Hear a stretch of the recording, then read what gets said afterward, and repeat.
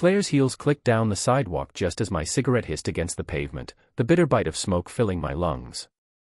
I stubbed it out with a twist of my boot and glanced up. There she was, leaning against Jack Sullivan's car outside our brownstone, his arm slung easily over her shoulders. Jack's familiar grin spread as Claire laughed, her hair catching the street lamp's glow.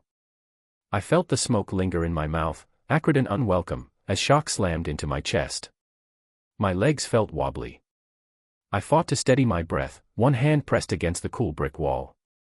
The city's hum, honking taxis, distant sirens, seemed to fade, replaced by a rushing in my ears. She's not supposed to be here. My mind raced. Claire had told me she was hosting Lily's playdate until 8, then attending Jill's book club. I reflexively tapped the photo icon on my locked screen, fingers shaking, capturing their embrace before ducking inside the vestibule's shadow. I pressed my back against the wall and exhaled, the stale taste of cigarettes still clinging to me. The brass mantel clock in our living room would be ticking 6, and inside, Lily, 4, was likely painting with crayons under Claire's watchful eye. Except she's here. The hum of traffic beyond the door felt distant, like another life. I fumbled the photo into a hidden folder, evidence, on my phone. Each thumbnail felt like a nail hammered into my illusions. My heartbeat slowed as I focused on breathing, inhale through the nose, exhale through the mouth. Stay calm. I reminded myself, recalling Claire's promise, I'll be home by 9. I pictured Lily's stuffed owl perched on the couch, innocent witness to my unraveling world. My jaw ached as I ground my teeth, tasting ash and betrayal. The lock clicked above me, someone entering the building, and I pressed myself tighter against the brick. Shadows shifted, a mail carrier wheeled past without noticing me. I exhaled again and leaned forward, peering through the glass door to confirm. Claire and Jack slipped inside, smiling, unaware I watched from the dark. Claire's laughter echoed faintly, an uneasy reminder of a future already fractured. I closed my eyes, focusing on the lingering taste of smoke and the thin slice of steel forming in my chest. No explosions. No accusations. Not yet. Fumbling my phone into an inner pocket, I forced my legs to move. Each step toward the foyer felt measured, deliberate. The moment I crossed the threshold, I felt the weight of what I had to do, gather proof, protect Lily, and reclaim what Claire and Jack tried to take. In the quiet of the hallway, I pressed my palm to the cool banister and whispered to myself, breathe. Think. Act. The brass mantel clock's pendulum swung steadily in my mind, its rhythm a lifeline. Betrayal had found me on that street corner, but I would not surrender to despair.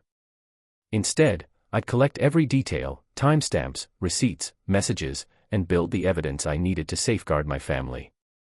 With that vow, I stepped toward the staircase, each footfall echoing the next beat of my resolve. The brass mantel clock's pendulum ticked steadily as I slipped onto the couch, its swing a steady counterpoint to the turmoil in my chest. I closed my eyes and let my mind wander back to June 15, 2018, the day Claire and I first walked into this Park Slope brownstone. The realtor had flipped the lock, and sunlight flooded the forever unfinished hardwood floors. We moved through the empty rooms hand in hand, Claire's laughter filling each corner, her voice echoing with possibility.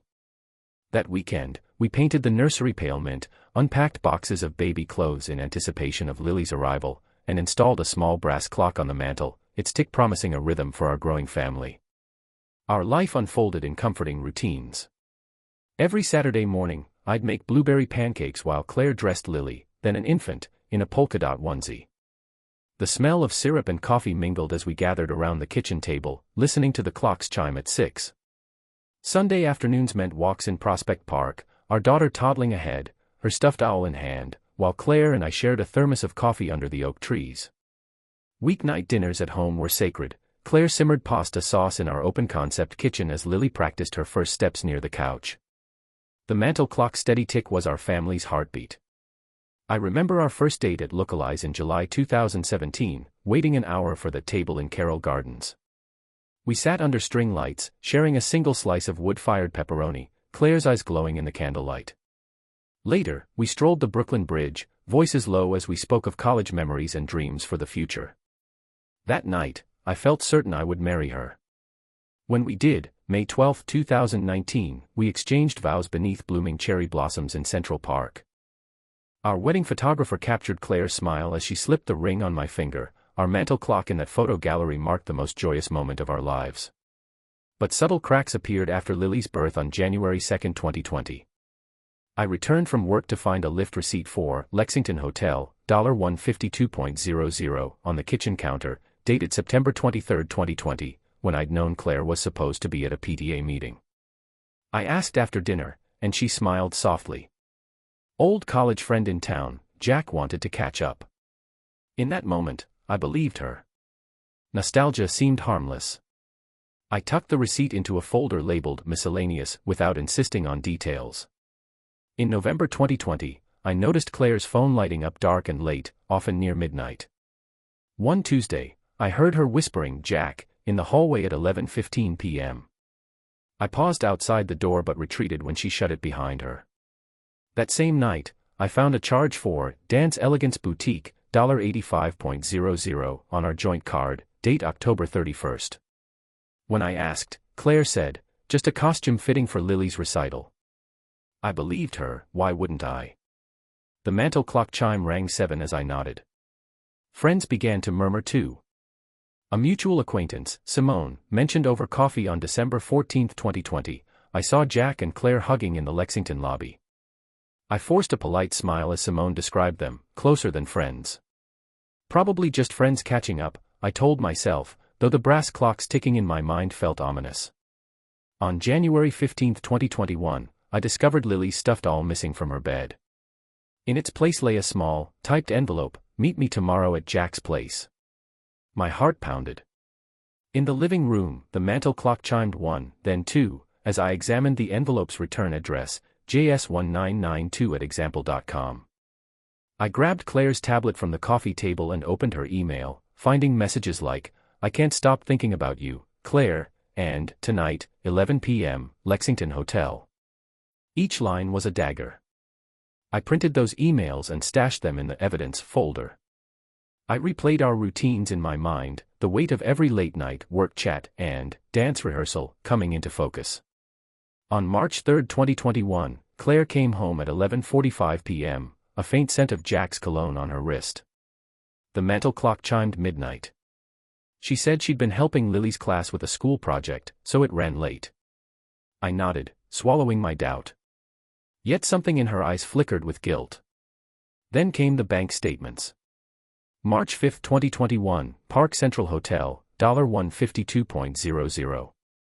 March 12, 2021, Lexington Hotel, $168.00. March 18, 2021, lift to Lexington, $22.30. When I asked, Claire paused too long before explaining, Jack was in town, I only went to talk. That's all. The mantel clock ticked again, its steady swing now a heartbeat of betrayal. I saved each receipt as Exhibit B, tags on the folder reading, hotel charges. By April 10, 2021, I could no longer ignore the mounting evidence. I retrieved the hallway camera footage, Claire's silhouette entering the Lexington at 11:34 p.m., re-emerging at 2:14 a.m. I printed those stills as Exhibit C. I watched the footage with a hollow sense of dread as the brass clocks ticking echoed in my mind. Claire's laughter with Jack had shattered my trust. As I packed the printed emails and receipts into the binder labeled Proof, the mantel clock chimed 4, reminding me of the life I once had. That world, built on shared pancakes, park picnics, and lullabies, was now fractured. Betrayal had crept in through nostalgia, and every ignored clue had paved the way. Yet as I looked at the pendulum's unrelenting swing, I found a sliver of purpose. I will not surrender. I whispered into the stillness, closing the binder and placing it alongside my grandfather's notary stamp. The brass clock's pendulum ticked on, and I resolved, I would gather every shred of evidence, protect Lily, and rebuild our future, step by deliberate step. The brass mantel clock's pendulum swung steadily as I closed the door behind Lily, her stuffed doll clutched tight, then exhaled in the silence of our Park Slope living room. Its unwavering tick reminded me that time did not pause for grief. Guided by quiet resolve, I dialed my brother, Marco. "Dave. Everything okay?" Marco's voice crackled over the speaker. I pressed my phone against my ear, heart pounding. "Can you meet me at my place tonight? I need help. I'm on the first LIRR out, brother. Hang tight." I hung up, my breath catching as I realized how thoroughly Claire's betrayal had upended our life. In that moment, panic threatened to swallow me, but I forced calm, breathe. Gather proof. Protect Lily. April 11, 2021, 10 a.m. Commons Cafe's morning buzz provided a comforting backdrop as I slid into a booth opposite Marisol Torres, our family counselor. The aroma of espresso and warm pastries barely registered. I was focused on the leather-bound binder I placed between us, its spine labeled Child Welfare and Behavioral Notes. Marisol looked at me with steady compassion. David, tell me what you've observed. I cleared my throat, glancing at Lily's doodles of hearts and broken circles, her attempt to draw her fractured world. She's had 2 night terrors in the past week. I opened the binder to show detailed journal entries. April 9 to 1:05 a.m., Lily awoke screaming, "Mommy, go." Clung to me until 1:40 a.m. April 10 to 9 p.m., refused bedtime story, whispered, "She's not here," before crying.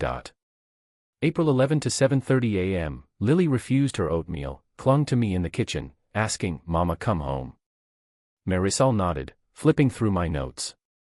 These patterns show regression, fear, and confusion. We'll convert these entries into a formal affidavit. Judges need to see how this affects her emotional well-being. I exhaled, closing the binder carefully. I also have hotel receipts and screenshots. I slid another binder across the table, Exhibits A, C, texts and emails, receipts and bank statements, security footage. Marisol opened Exhibit A screenshot of Claire's April 10 text to Jack, "See you at the Lexington tonight, 11 p.m. She glanced at Exhibit B, hotel charges, April 10, Lexington Hotel, $152.00, March 5, Park Central Hotel, $168.00, and taxi receipts to Jack's apartment. Finally, she studied Exhibit C, security stills, Claire entering the Lexington lobby at 11:34 p.m. and exiting at 2:14 a.m. "These are irrefutable," Marisol said. "We need your attorney to include these in the separation petition." She tapped the page with Lily's name. "Tomorrow, I'll draft and sign my affidavit. It will detail Lily's distress. You need to move quickly." I nodded, my determination crystallizing. "Thank you, Marisol. I feel more focused." With her support, I felt I could finally channel pain into purpose. April 11, 2021, 2 p.m. Brennan and Park Legal's sleek glass facade loomed on East 23rd Street. Inside, attorney Priya Chong greeted me from behind a walnut desk. The brass nameplate above her door caught the afternoon sun.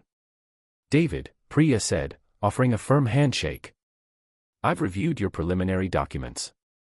Let's go over the details." I slid my 4 binders toward her. 1 Exhibit A, texts and emails, Claire's messages to Jack, including timestamps from April 10 and earlier. 2 Exhibit B, receipts and bank records, hotel stays, taxi charges, and Claire's unexplained restaurant bills. 3 Exhibit C, security footage, stills from hallway cameras, Claire entering and exiting hotel lobbies. For Exhibit D, child welfare, Marisol's notes on Lily's night terrors and clinging behavior. Priya skimmed each binder, her expression professional yet empathetic. "This is very thorough. We'll file for legal separation today, grounds, irreconcilable differences and adultery." She tapped her pen. "We'll request temporary primary custody for Lily. Claire's visits will be supervised until she proves stability." I leaned forward. "I want to ensure Lily's routine remains as undisturbed as possible, consistent bedtime, school, and therapy." Priya nodded, writing on her legal pad. "Primary residential custody, David's Park Slope address. Supervised visitation, Sundays, 10 a.m. to 4 p.m. at Marisol's office.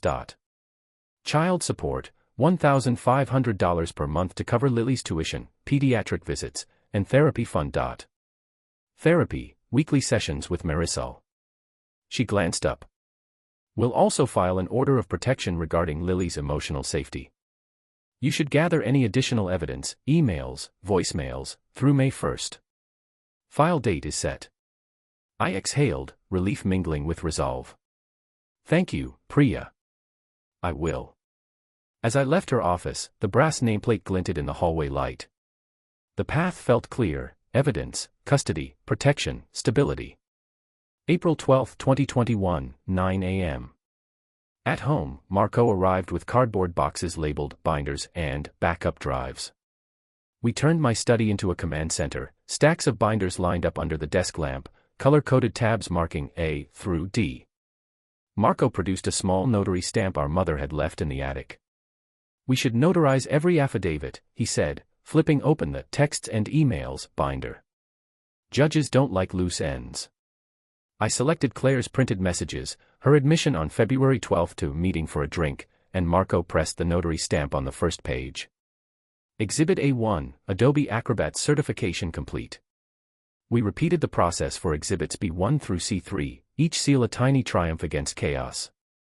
I connected the hallway camera's SD card to my laptop. The first frame showed Claire's silhouette at 11:34 p.m. on April 10, and I saved it as Exhibit C1. I replayed the 2-minute clip to capture her exit at 2:14 a.m., labeling it Exhibit C2. Each digital file was copied to an external drive labeled Court Backup. With every piece of evidence notarized and backed up, I felt the weight lift. The brass mantel clock's image hovered in my mind as I placed the final seal on the child welfare binder, a formal statement from Marisol, complete with notarization stamp, Lily Torres, March-April 2021 observations. Step 3. Organize and notarize evidence. April 13, 2021, 8 p.m. I sat in Lily's nursery, the brass mantel clock's gentle tick resonating in my chest. She lay asleep, her awl tucked beside her. I used my phone to video call Marisol, her soothing face filled the screen. "I've attached Lily's latest entries," I said, showing her. April 12 to 10:30 p.m., Lily whispered, "Mommy, where?" and cried herself awake. April 13 to 7 a.m., Lily refused breakfast and clung to me, eyes red. Marisol nodded, typing on her end. "I'll finalize my affidavit and send it to Priya tonight. Judge will see the pattern." Lily's sense of security has been compromised. Her affirmation soothed me as I closed the laptop. Yawning, I crossed to the nursery door, pausing as the clock's pendulum ticked one more time. "Tomorrow," I whispered to Lily, "we reclaim our life." Step 4. Finalize affidavits and prepare for filing. April 14, 2021, 7 p.m. After tucking Lily into bed with "Good night, Moon," and holding her hand until sleep claimed her, I returned to my study. The brass mantel clock in my memory marked 7 p.m., though the one at home stood conspicuously absent, its presence now an imprint in my resolve. I opened the document titled Separation Petition _Final April 14.docs and reviewed the custody proposal, stable home, supervised visits, and clear financial support. I attached exhibits at D, ensuring each was properly labeled and certified. I saved the final copy to a folder named Court Filing, May 1st, and emailed it to Priya with the subject line, "Ready for review." Leaning back, I gazed at the empty spot on the desk where the brass mantel clock once sat. In that absence, I saw opportunity, a clean slate for Lily and me. Each preparatory task, every notarized page, every witness account, felt like reconstructing our world. Though Claire's betrayal had severed trust, I had forged a path through evidence, counsel, and unwavering focus. As the clock in my mind's eye ticked, I felt a growing confidence replacing despair. Tomorrow, I would take the next deliberate step, filing the petition. Each swing of that pendulum, though unseen, guided me onward. And with Lily's future at heart, I would not falter. On May 1, 2021, I sit in Priya Chang's Cobble Hill office, the brass mantel clock I brought from home resting on her desk, its pendulum swing echoing in my chest. Claire's seated opposite me, shoulders hunched, eyes shadowed. Beside her, Priya's open binder holds the evidence I've painstakingly compiled. The hush in the room feels heavier than the late spring air outside. I clear my throat and place a thick manila folder labeled Evidence, Separation Petition in front of Priya. She nods for me to begin. I pull out Exhibit A, a printed screenshot of Claire's text from April 10, 2021. "Can't wait to see you again tonight, Lexington, 11 p.m. Below, Jack's reply. Room 502. I'll be waiting. Claire's hand trembles when she recognizes her own handwriting on the screen. Without judgment, I let the silence stretch until Priya turns to Exhibit B, a pair of security camera stills from April 10. The first shows Claire's silhouette in the Lexington Hotel lobby at 11:34 p.m., her shape unmistakable as she steps toward the elevators. The second, timestamped 2:14 a.m., captures Jack's arm around her waist as they re-emerge into the corridor. Claire's breath hitches, tears shimmer as she studies the images. Priya slides Exhibit C, bank statements showing the charges. April 10, Lexington Hotel, $152 March 5, Park Central Hotel, $168 Lyft, April 10, $22.30 to Jack's apartment. Claire's eyes flick to the statements, and her lips part, words fail her. I pick up the framed wedding photo I brought, a shot from May 12, 2019, under Central Park's cherry blossoms, her hand in mine as we smiled up at the camera. I turn it face down and set it on the desk. Priya glances at me and then holds up Exhibit D, a small brass ashtray I retrieved from Jack's rooftop lounge, engraved with the hotel's logo. This ashtray was found in Claire's car glove compartment, timestamped April 11th, when she claimed to be at Lily's dance rehearsal, Priya explains. The ashtray's patina glints under the office light. We matched the room number, 502, to the hotel key taped under your coffee table. I place the key atop the folded photo. Claire's shoulders slump, a single tear rolls down her cheek. Her voice is barely audible. I never meant to hurt anyone. I remain seated, arms still folded. My tone is measured. You invited him into our home, into our child's life. You broke the trust we built, step by step. My gaze is unwavering. Every late-night excuse, every hidden receipt, this is the end of excuses. Priya closes the evidence binder and turns to Claire. Given the documentation, the court will grant temporary primary custody to David. Claire's visits will be supervised on Sundays, 10 a.m. to 4 p.m., at a neutral location, pending her completion of counseling and stable housing. Child support is set at $1,500 per month, effective immediately. She slides a final page across, the custody and support order summary. Claire lets out a shuddering breath. I'm so sorry. I thought nostalgia was innocent. I didn't plan to. I cut in softly but firmly, intent doesn't undo the damage. Lily doesn't understand why her home fractured. The brass ashtray on the desk catches the light one last time, a symbol of the betrayal that flickered out of control. Priya offers a tissue. Claire, the next steps are yours to take. Claire bows her head, wiping tears. I rise, buttoning my suit jacket. My voice is calm. Goodbye, Claire. As I step toward the door, I glance back at the brass mantel clock on Priya's shelf, its pendulum still swinging, reminding me that time moves forward. Each tick is a promise, the chapter of betrayal ends here, and a new one begins for Lily and me. With that thought, I leave the office, every step echoing the clock's resolute beat. 2 weeks later, May 15, 2021, I sat in Kings County Family Court as Judge Alvarez finalized our divorce decree. Claire relinquished our Park Slope brownstone and agreed to supervised Sunday visits for Lily, 6, pending completion of counseling and stable housing. I received primary residential custody. The support order mandated Claire's monthly payment of $1,500, covering Lily's tuition at Little Scholars Academy, pediatric visits at Brooklyn Children's Clinic, and a $600 emotional support fund. Each stipulation felt like a new beam in reconstructing Lily's world.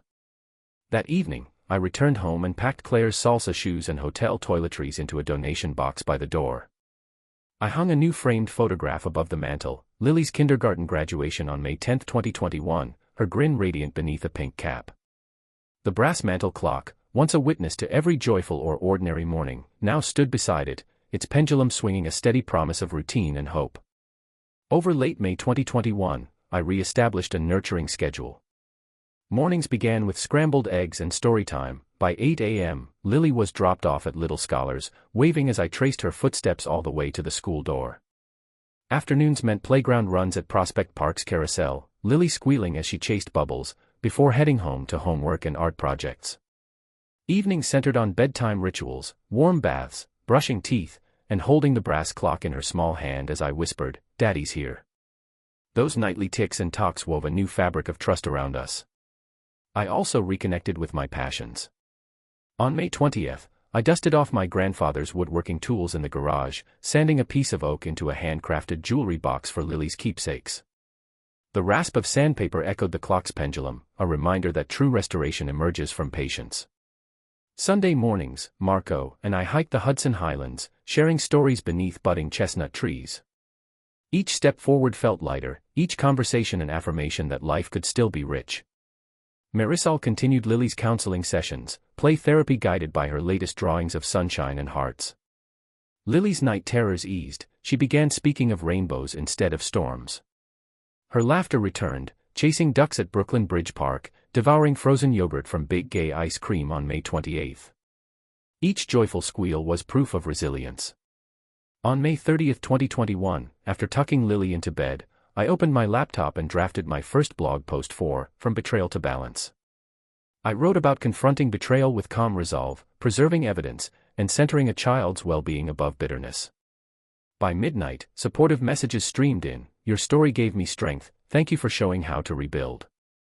I outlined future posts, co-parenting with compassion, finding solitude as strength, and mentoring others through heartbreak. On May 31, 2021, Lily and I picnicked at Brooklyn Bridge Park. She skipped among daisies clutching her stuffed owl while I watched Manhattan's skyline glow at dusk. I checked the brass mantel clock, it's ticking, a promise that every moment matters.